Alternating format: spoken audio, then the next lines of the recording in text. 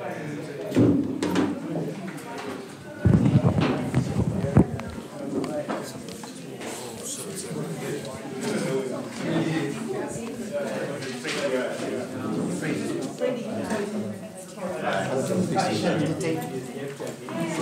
you've been stuck. So good afternoon, ladies and gentlemen. But anyway, the redesign of the structure was Acting Vice Chancellor. You need to. Good afternoon and welcome to JIAS. I'm absolutely sure more people are coming, so if you're sitting at one end, please shift us. It's going to be a problem. I'm Peter Vale, I'm the director of JIAS, and welcome to JIAS and the Cartoon Room. Just for your interest, these cartoons, which is a new exhibition, are the cartoons by Eddie Roux, the famous communist botanist. And these are cartoons which he wrote in, which he prepared in a newspaper that he edited in the 1930s. But do have a look at the exhibition. It's a fantastically interesting exhibition. I welcome you on behalf of the Ali Missouri Center for Higher Education and the postgraduate school here at UJ. My colleague Michael Cross is here, and Shireen Mutalo, who runs the postgraduate school, will also be coming with some of her colleagues. But I think we should start, and welcome to this book launch. The very first thing I have to do is to apologize on behalf of my own Vice Chancellor, Chibitsi Marawala, who was supposed to be here, indeed was supposed to be on the panel. Unfortunately, he had to go to China, where he's with two of his deputies, so they're not able to be here. But the university's registrar is going to be here a little later. I also want to say, before I introduce the speakers, that a copy of this book, which is the book we're launching here this evening, is available for sale next door. The vendor is Bridge Books, and a man called Chepo Masuku is selling the books, and he's got an electronic pay system. So if you want to buy a copy of the book, please buy it. So it's a distinct honor and pleasure to welcome to JIAS Chris Brink. It's in many ways an important event in the life of the University of Johannesburg that Chris Brink is there. He was a graduate of this university before this building was built, before APK campus was built. He did maths and computer science here and lived here in 1997. Chris is has had a very distinguished career as a head of a maths department at UCT, as a research scientist between Australia and Cape Town, as the Deputy Vice Chancellor of Wollongong University in Australia, and also as the Vice Chancellor of Stellenbosch, which he did for 5 years, and most recently as the two-time Vice Chancellor of the University of Newcastle in the UK. Chris, welcome home. Thank you very much, Peter. I'm not going to talk about Chris's academic career, but what I am going to say, this is an extraordinary book. And recommend that you read it, and you'll hear tonight why it is an extraordinary book. It has so many different interesting registers about the university problematique globally and not only in South Africa. And I know that Jonathan Jansen and Tuana Coupe, come inside. I know that Jonathan Jansen and Tuana Coupe are, Jonathan has been and Tuana is presently involved in the day-to-day management of the South African University, and these are very difficult institutions to run. But I think what this conversation this evening does is give us an opportunity to move our gaze a little bit from the, shall we say, local, provincial problems of South Africa into these wider debates about higher education. And I think that's one of the things that we should be thinking about more and more. I'm going to say one or two things about our other two speakers. Jonathan Jansen is a public intellectual, as everybody in this room knows, is the former Vice-Chancellor of the University of the Free State. He's President of the South African Academy of Science in South Africa, I nearly forgot it, and is a distinguished professor at Stellenbosch University, but has worked very much on higher education, and as you may know, wrote this challenging book 2 years ago, which is an analysis of The Fees Must Fall. Our other speaker comes from our sister university, where he's the acting Vice-Chancellor and Vice-Principal. Tuane Cooper is a cultural studies person, and very interesting and unusually for South Africa, has a degree from Norway.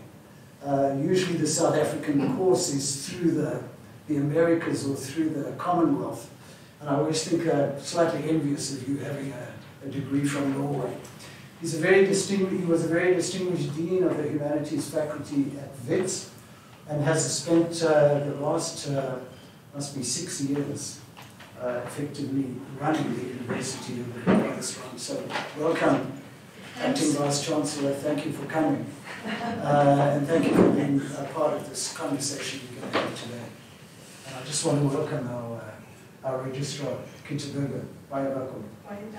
So, with those few remarks, I'm going to ask Chris to speak for about 20 minutes or so, and then ask successively Tuane and Jonathan to come to the conversation, and then open it up for the conversation.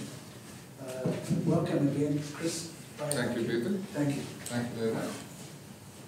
Give the man some applause. Oh, don't do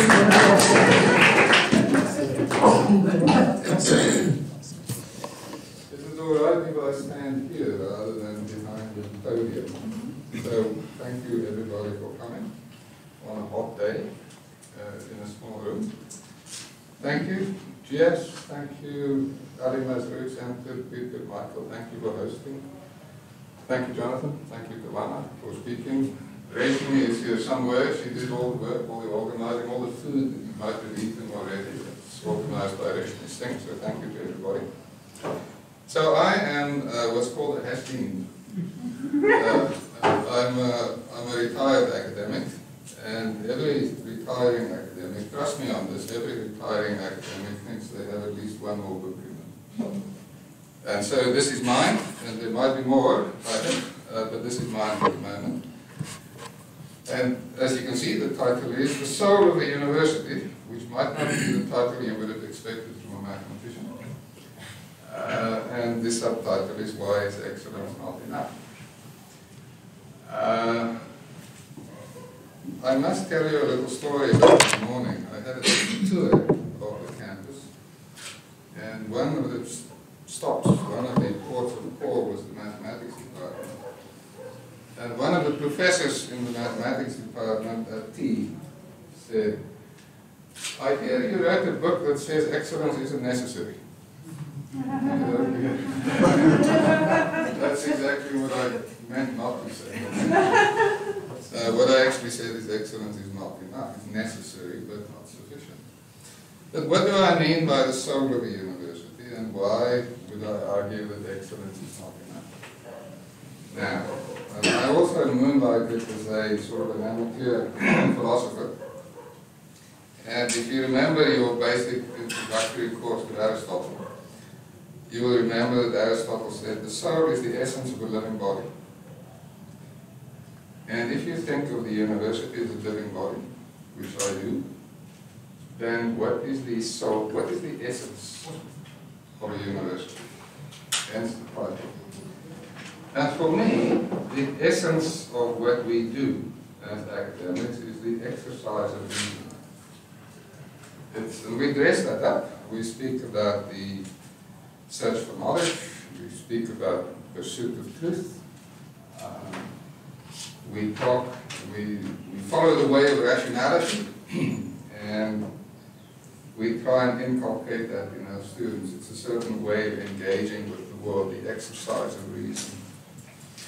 But I have, and I have had for some time, a concern, a growing concern, that what we do, the exercise of reason, the essence of the university, is no longer held in esteem in the public mind, in civil society, the way that we might always have assumed. We always thought what we do is valuable, I still think it's valuable, and that the society which we serve will hold the exercise of reason and the pursuit of truth in esteem. And I think that is no longer the case. I think without our noticing it, over a few past 2-3 decades or so, somehow that reverence for truth and rationality has diminished. In 2016, the Oxford English Dictionary, which did what they do every year, they defined a word of the year. And the word of the year for 2016 was post-truth. You might remember that. The post-truth society is one in which appearances matter more than reality, and what people can be led to believe matters more than what they ought to know. And you can see the signs. No less a person than the President of the United States has demonstrated that you can contradict yourself at will. You can lightly speak of alternative facts. Your lawyer can claim on national and international television that truth isn't truth. And that, I think, is a symptom, not a cause. It is simply that it's moved to the point where even what we would have thought of before as a responsible office in the state can make utterances like that. It used to be the case that if you're a public official or an elected representative, if you contradict yourself, you would be held up to ridicule. But that's no longer the case. If you contradict yourself, that is just one way of saying that there are alternative truths and alternative realities. So, that's something that I think we should all be concerned about. If our job, our business, what we do, has to do with reason and truth and rationality, and that is no longer held in esteem and is spoken of so lightly, that means that the essence of a university is losing value. It is no longer in the public mind as valuable an institution as we certainly as career academics thought it was. So how did that come about? Why is that? And what should we do about it? How do we analyze this phenomenon, and what should we do about it? Now, I'm sure you know there are plenty of books that bemoan the state of the university. There's a whole shelf full in the library about books about the university and the malaise of higher education and all the problems. And I think there's something common to that shelf of books. There's a standard type of argument, there's a common dogma that says the fault is elsewhere. The fault is in society, the fault, the malaise of universities, it has to do with neoliberal ideology, it has to do with marketization, it has to do with managerialism, it has to do with bureaucracy, it has to do with legacy issues and so on. And I'm not so sure. I am not so sure that the fault lies elsewhere. I think that we ourselves have focused unrelentingly on one aspect of what we should be doing and had not focused on something really important, which is our role in society. So, no wonder that people have lost faith in the university as an institution if they don't see any societal benefit coming out of what we say is our core business, which is the exercise of reason and the pursuit of truth and the creation of knowledge and so on. No wonder that they've lost faith. And so, in the prologue to this book, there's a prologue and an epilogue. In the prologue to this book, I say, any thought of a response must begin with an admission. As academics, we have been complacent in watching this new post-truth spirit develop. We have been complicit in facilitating it, and we've been compliant in accommodating its consequences. So now this is a big claim, and I have to justify what I say. And I'll do that by sort of extracting a few key points. And the first is this. Over time, I'm a bit of a slow learner, but if you sort of move from job to job and country to country, then eventually, a few things grow on you. Something I managed eventually to formulate for myself and then for my university is that in our academic life, when you ask about the university and higher education and the value of what we do, there are two key questions that any university should address. And the first key question is, as a university, what are we good at? We're really good at engineering, or we've just moved up in the rankings on tourism and hospitality management. We are really good at this institution at philosophy or mathematics or whatever the case may be. And that is the dimension of excellence. That is what we were, certainly I was in my time, trained to do. We were trained to be excellent as a mathematician, a biologist, a philosopher, an educationist, and so on. Which is good. So remember what I told the mathematics professor this morning. I'm not saying it's not necessary, it is necessary. But there's a second question. The first question is, what are we good at? But the second question is, what are we good for? And I built my entire 10 years at Newcastle on eventually formulating this and putting the message out there at this university and in this sector, in this region. Can we begin to respond to the second question with the same level of commitment as we respond to the first question? Can we respond to the what are we good for question, which is a question about your purpose as a university in society, your role in society? Can we formulate a response to that which is as clear as the response to what you're good at when you say excellent medical school? So, to follow up on this quote here, we've been complicit in only focusing on the excellence and complacent in the face of a growing revolt about our lack of focus on the second question, what are we good for? So that's the first point, this distinction between what are we good at and what are we good for. Then, the second point to make from there is excellence is necessary but not sufficient. Excellence alone is not enough.